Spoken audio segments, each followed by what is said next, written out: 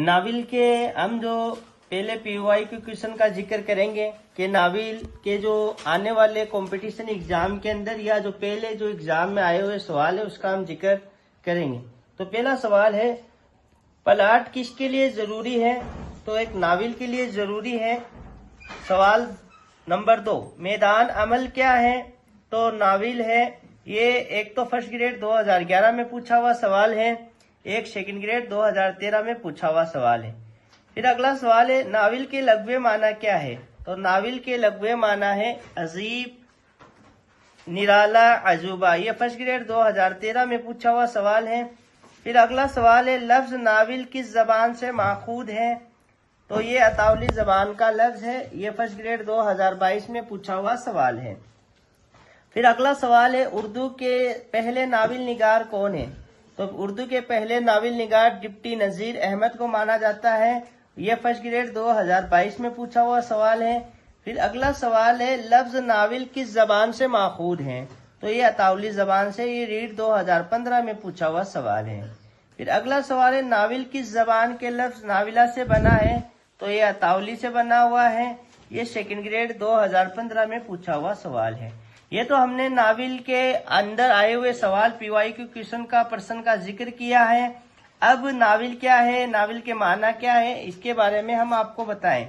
तो नाविल एक अतावली जबान का लफ्ज है। यानी नाविल कहाँ से किस जबान का लफ्ज माना जाता है? तो नाविल एक अतावली जबान का लफ्ज है जिसका माना नया के है। यानी कोई हम नई चीज के बारे में हम बताते हैं तो एक नाविल का अज्जा माना जाता है। नाविल के लग़वी माना एक नई चीज है। नाविल लफ्ज अतावली जबान में नाविला से बना है। यानी आपको एग्जाम के अंदर ये पूछ ले कि नाविल लफ्ज किससे बना है, तो आपको बताना है कि नाविल लफ्ज अतावली जबान में नाविला से बना है। नाविला का लफ्ज इन किस्सों के लिए इस्तेमाल किया जाता है। यानी नाविल का जो लफ्ज है वो किन किस्सों के लिए इस्तेमाल किया जाता है? अनोखेपन और नए अंदाज के हामिल थे। ये कहानी की जदीद सिन्फ है। यानी जो ये कहानी है ये किसकी सिन्फ है? ये एक जदीद सिन्फ की मानी जाती है जो दास्तान के बाद मंजर आम पर आई। यानी दास्तान के बाद में जो मुकाम हासिल हुआ है वो नाविल को हुआ है। यानी नाविल भी एक अच्छे मुकाम पर मानी जाती है। जिंदगी की अक्कासी करने वाले मुसलसल किस्से या कहानी को नाविल कहा जाता है। यानी जिंदगी की अक्कासी किस्से को ही क्या कहा जाता है? एक नाविल का नाम दिया जाता है। नाविल में दास्तान के बरअक्स जिंदगी हकीकों को बेनकाब किया जाता है। नाविल और जिंदगी को जोली दामन के साथ है। सोहेल बुखारी नाविल इस नसरी किस्से को कहते हैं जिसमें किसी खास नुक्ते नजर के वक्त जिंदगी के हकीकी या वाकया की अक्कासी की गई हो। यानी सोहेल बुखारी का एक अनवान है कि नाविल उसी नसरी किस्से को कहते हैं जिसमें किसी हकीकी या वाकया अक्कासी की गई हो। नाविल एक नसरी बयानिया सिन्फ है। यानी नाविल के बारे में बहुत से ये पर सवालात बनते हैं कि नाविल क्या है, नाविल किस जबान से निकला है, नाविल किस जबान का हिस्सा है। तो नाविल एक नसरी बयानिया सिन्फ है। यानी नाविल एक नसरी बयानिया सिन्फ है जिसकी तवालत की कोई हद मुकर्रर नहीं। यानी इसकी कोई तवालत होती है, उसकी कोई हद मुकर्रर नहीं है। मुख्तसर नाविल को ही नाविलट भी कहते हैं। यानी जो अच्छा मुख्तसर नाविल है उसको नाविलट का नाम भी जाना जाता है। फिर नाविल में किसी खास मौजू की कोई कैद नहीं है। इसमें जिंदगी के हर रंग और हर तजर्बे को मौजू बनाया जा सकता है। यानी नाविल के अंदर कोई भी मौजू की कैद नहीं है। आप नाविल के अंदर किसी भी रंग को, उसके तजर्बों को, उसके मौजू आप बना सकते हो। नाविल को जदीद अहद का रस्मिया भी कहा गया है। हमें ऊपर में पूछा एक नसरी बयानिया सिन्फ है, आगे ये बोल रहा है कि नाविल एक जदीद अहद का रस्मिया भी कहा गया है। यानी नाविल को एक अहद रस्मिया भी कहा माना जाता है। नाविल के किरदार हकीकत से ज्यादा तरतीब होते हैं। नाविल में जबान व बयान या उसलूब की खास अहमियत है। यानी नाविल को एक रज़मिया माना जाता है और नाविल के अंदर जबान व बयान की बहुत ही कद्र व कीमत और खास अहमियत मानी जाती है।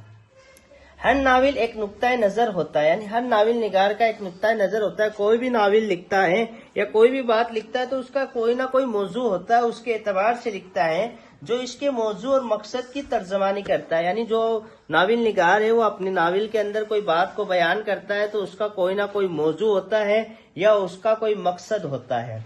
नाविल नसरी बयान का फन है, यानी एक नसरी हिस्सा के अंदर आता है जिसकी तस्कील में प्लाट, किरदार, तर्ज और नुक्ता नजर की खास अहमियत है। उर्दू नाविल की बुनियाद नज़ीर अहमद के नाविल मिरातुल हुरूस से जो 1869 में लिखा हुआ है। ये बहुत अच्छा, यहाँ से एक सवाल बनने की संभावना रहती है कि उर्दू की नाविल की बुनियाद किसने रखी। तो उर्दू की नाविल की बुनियाद नज़ीर अहमद ने रखी है और उसने अपने मिरातुल हुरूस का एक नाविल बनाया और सन 1869 में उसने लिखा। इसलिए नाविल में अज्जाए तरकीबी का भी फकदान है। उर्दू का पहला बाकायदा नाविल इमराउ जान अदा मिर्जा हादी रिसवा को करार दिया जाता है।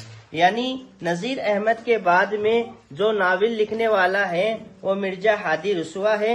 उन्होंने अपने मिर्जा हादी रिसवा ने अपने नाविल इमराउ जान अदा को भी बाकायदा नाविल की एक अहमियत दी है, जो 1899 ईस्वी में आम मंजर लिखा है। यानी नज़ीर अहमद ने सबसे पहले 1869 में अपना नाविल लिखा मिरातुल उरूस। फिर अगला जो नाविल निगार है वो मिर्जा हादी रिसवा है, उन्होंने अपना जो नाविल लिखा है वो 1899 के अंदर लिखा है और इमराउ जान अदा उनका नाविल है।